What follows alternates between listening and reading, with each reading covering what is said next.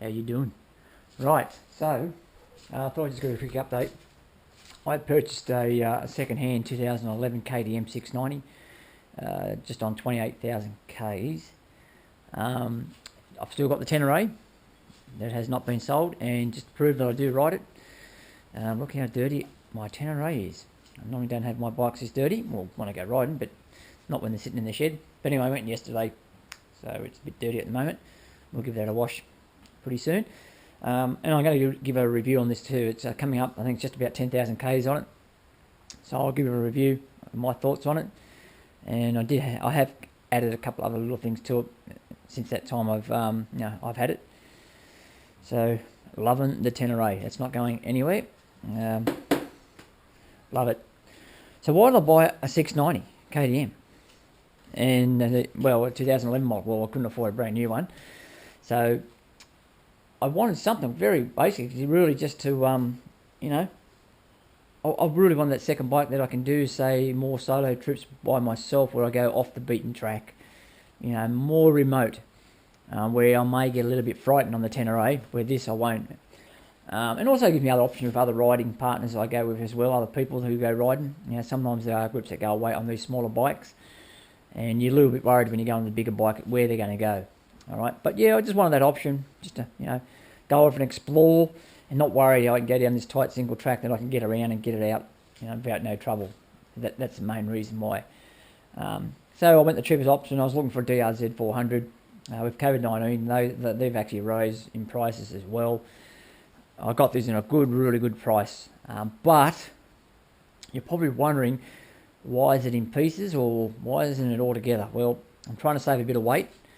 So I've taken all the gear off I don't think I need. All right, don't need the seat, I don't think. I'm going to try running it without the top end, just to see how it goes. I think it might be save a fair bit of weight. So I'm going to give that a go. Hang on, no, that's not right. All right. What happened? Well, first ride out, the bike broke down. Now, I shouldn't be surprised. It is a KTM. Sorry, KTM owners. But it did break down, and it had a pretty major, well, I call it a major engine failure. So that's why I've got the top end off. So the piston all looks good, and I'll explain to you what happened. All right, so riding along, just coming to a gate, went to just slowing down. All of a sudden, the engine just stopped, and straight away it was that sort of how it stopped straight away. You knew straight away there's something not quite right. It was more serious than like running out of fuel or just stalling it because you're in the wrong gear. It just didn't sound right. These have got a slipper clutch in it. Pretty sure they do, yes. Because it didn't lock up, but the slipper clutch kind of like engaged, you know what I mean? So, put the clutch in, and I knew it wasn't well. I tried to give it one quick start, and the starter motor wouldn't turn over. Or it was, couldn't turn the piston over, so that was it for me. So basically, what happened, all right, I was lucky enough. I had to walk nearly 10k out to get phone reception. Managed to get on my brother who brought the trailer out and picked me up. So I suppose all KTM owners have got a trailer or know someone who has a trailer. I suppose it's just part of it, isn't it? Own a KTM, that you have a trailer. Anyway, yep, first ride out. Yeah, there was a bit of a noise, a clicking noise when I bought it. I could hear it. I checked the valves. The valves were all good. So, yeah, I don't know. I know what's gone wrong, but why it's gone wrong, I have no idea. So very quickly, don't want to go on too long. Right, there's the top end. It's off. All right, so there it all is. Wasn't too much damage in here. A couple of little metal fragments around. Everything else looked okay. Within the top end itself, and a good thing too is when I looked at the piston, there's no metal fragments on top of the piston, so it wasn't a valve or anything like that. You can hear the piston.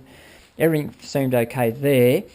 I could see there was a lot of like debris, and the colour of the camshaft was a bit of a different colour. And the camshaft, once you take out this retaining bolt here, should come out quite easily, but I couldn't get it out, so I had to knock it out, punch it out with a hammer.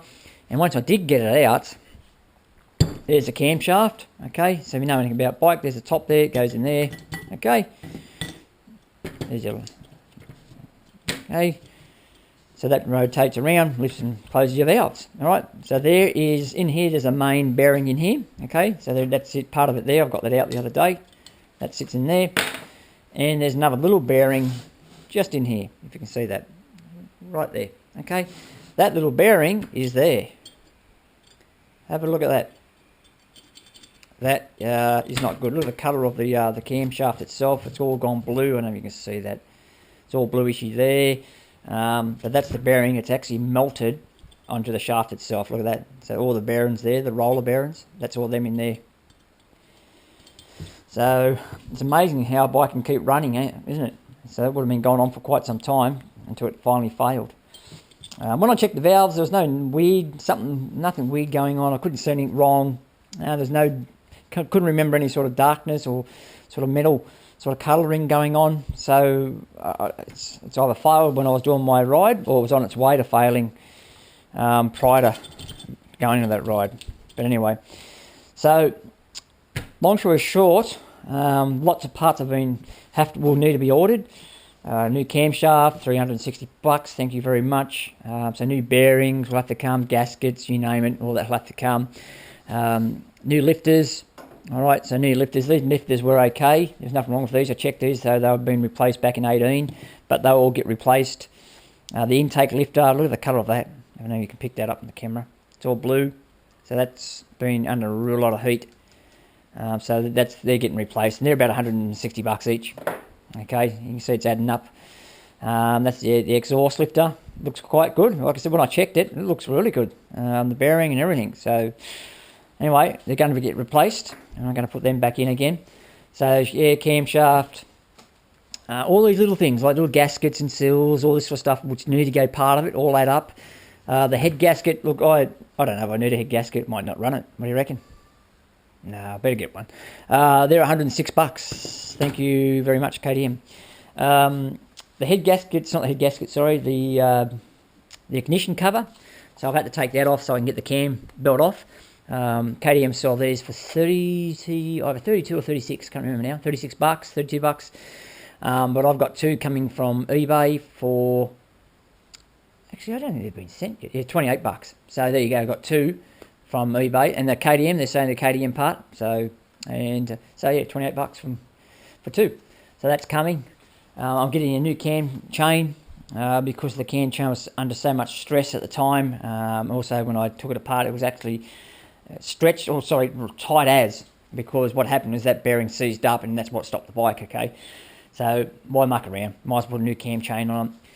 All the sliders. Okay, so they do, when you adjust your chain tensioner here on the side, this one has a manual one, they've swapped it over. I am going back to the automatic one. That's my decision. So I don't want to muck around with the manual one. I know sometimes the automatic ones can fail. But anyway, I'm going back to the manual one again, KTM original. In here, I'm not so you can pick it up. Might be a bit too dark. But there's your metal adjuster or slider. Okay, that's what adjusts your cam and puts a tension on the cam chain, and the other one on the other side as well.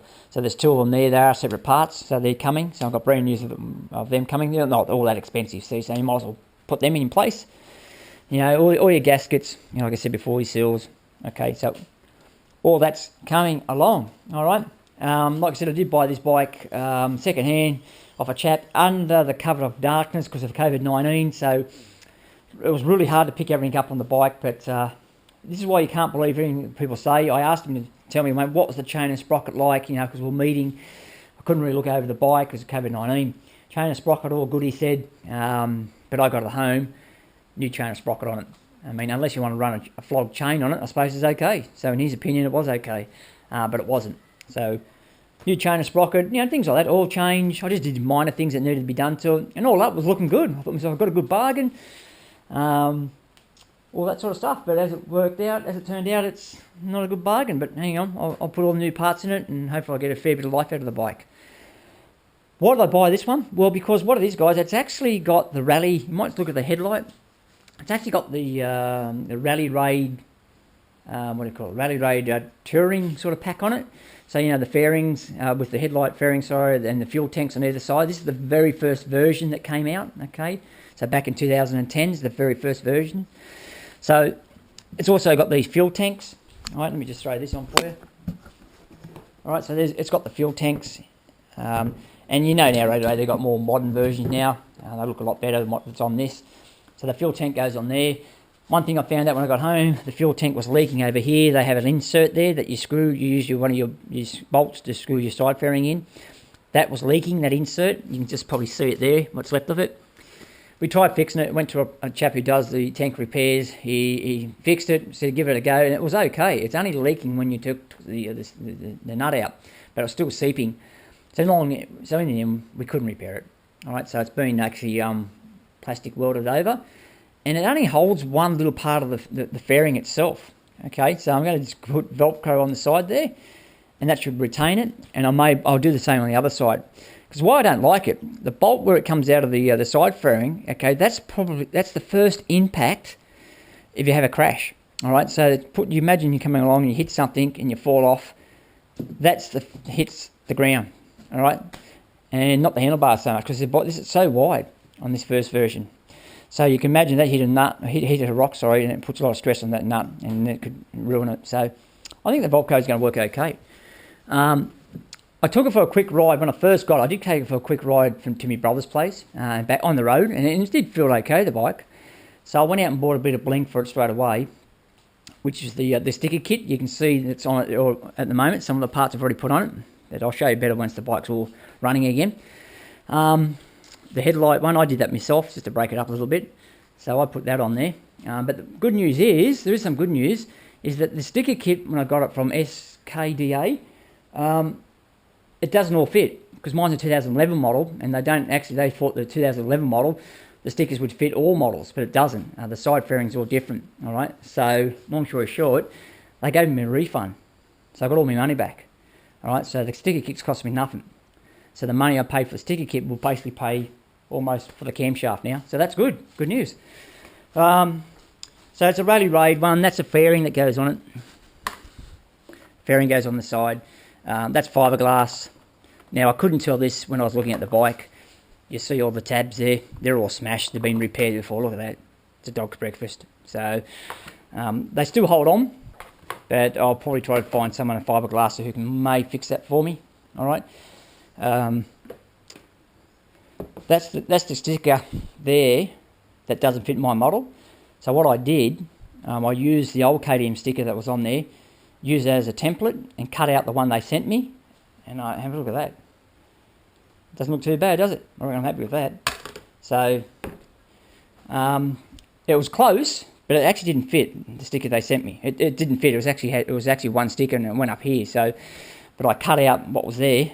I'm very happy. So for nothing, I'm very happy with that. And that's the fairing that actually, Velcro on the ground. So that part there, I think it is. What part is it? I think it's that bit there. Okay. All right. So you'll see in the picture there. I think I've got a picture of it, what it looks like with all the kit on. All right. Like I said, it's 11-year-old type kit. Have a look at the size of the dash on it. It's like a gold wing, isn't it? I mean, all the new ones now are all made out of alloy and like a proper tower. But have a go at it. Anyway, that's what it is. All right. So that's the tower. It doesn't have the original speedo on it anymore. The chap who I bought it off had actually changed it.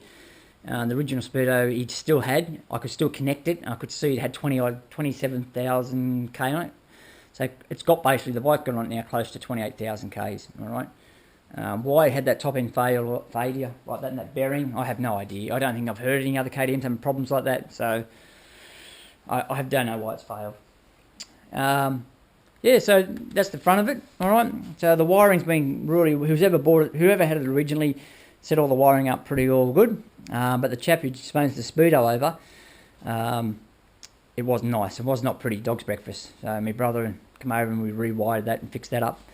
That's actually a Trail Tech speedo. It works really well. I had my GPS on my phone to see how close it was to the speed, and it was actually spot on. So travel distance, K's travelled, that will be showing exactly how many K's I've travelled. Okay, I mean the Tenere is way off. People don't realise that. Sitting on 100 K's, the speedo's out. So I know I did a trip when I was riding this, when it was still going. I went to a certain distance, and I know it was on this. It said 81 K's, I think it said. And on my Tenere, it actually had 88 or 90. So that's how far the speedo's out on the Tenere. Alrighty, so I'll just keep you posted. This is just a quick video to show you that I have bought a KTM 690 first ride, and it broke down and it came back in a trailer. But anyway, we'll get all those parts, get it up and running, and hopefully I'll have some good trips on it. But you know, you get a bit worried, don't you? Your confidence in a bike. You know, in the 10RA, I'd take that anywhere. That's why I like the DRZ. I had that much confidence in that bike, I'd take it anywhere, knowing it's going to get me home. One thing I do like about this model, 2011 model, it has not got ABS and it's got no traction control. It's just fuel injected, and that's what I like. And that's my opinion. That's how they should be like that. Not with all these electronic rubbish they all put on it now. More things can go wrong with it. So that's it for now. I'll put another video up once I get it started. I might shoot the video first startup, see how we go. Hopefully I'll put everything in back the right way. You don't want the valves coming down and striking the piston, but we'll make sure we'll do all that right. And we'll get this old girl up and running. But it is going to be a while, because I've got to wait for the parts, wait for I get the money in to get for the parts as well. I did buy the tank bolt. This one's up here, so I got them from Rally Road. They weren't very expensive for. So these one improved strength, how they actually work. So you've got a bolt on one side, it goes through, gives it more strength. And I also got their one-piece bolt as well, all right, that goes right through and threads on one side only, where the original ones on the KTM and 701, which is still the same, they've got a thread on either side and a bolt on either side, and they can get a bit hard to get undone. So it's got one of those in it as well, so I've got them in it. All right, fingers crossed, eh? See how we go. All right, catch you later. Bye.